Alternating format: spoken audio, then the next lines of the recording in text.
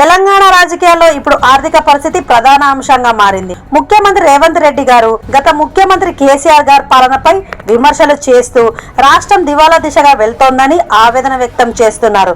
ఇప్పుడు రాష్ట్ర ఖర్చులకి ఆదాయానికి పొంతన లేకుండా పోయిందని, బ్యాంకులు కూడా అప్పుల విషయంలో సహకరించడం లేదని అంటున్నారు. ఇదే సమయంలో గతంలో కేసీఆర్ మాత్రం తెలంగాణను ధనిక రాష్ట్రంగా ప్రొజెక్ట్ చేస్తూ అప్పులు తీసుకోవడం తప్పు కాదని, వాటిని అభివృద్ధి కోసం వినియోగించాలనే తత్వాన్ని పాటించారు.